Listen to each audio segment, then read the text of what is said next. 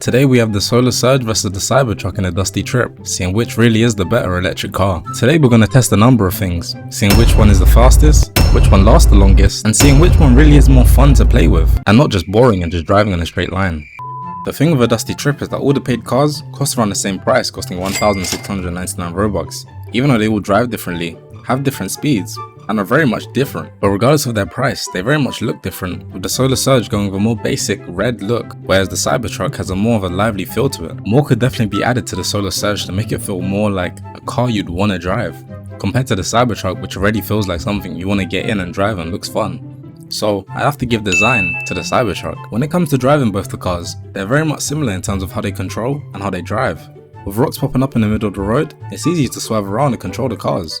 However, when it gets to their real speeds, I'd have to give it to the Cybertruck because it's much easier to control. But like I said, you can't really judge their control because they go at different speeds. So when it comes to actual speed and which one's the fastest, the Solar Surge wins by a mile, reaching past 330 km an hour.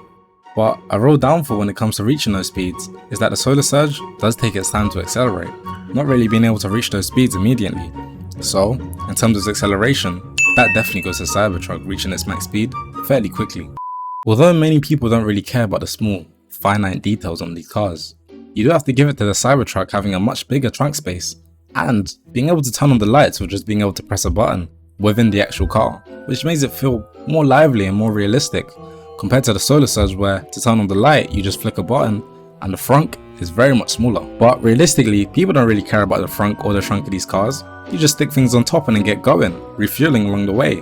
But with these electric cars, one of them you don't have to worry about recharging at all, and that's the Solar Surge, lasting all the way until Ghost Town, not having to recharge once. However, the same can be said about the Cybertruck needing to recharge as soon as you hit to where the rope gun is, so you have to give the distance straight to the Solar Surge.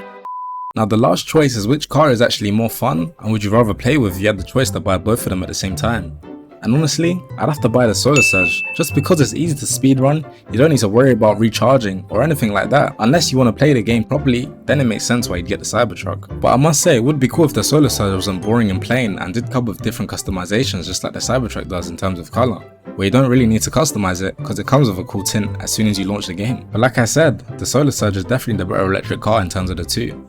Who knows if there'll be more to come, and if we'll have to see which one really is the best, if there is more. But for now, let me know in the comments which cars I should show up against next.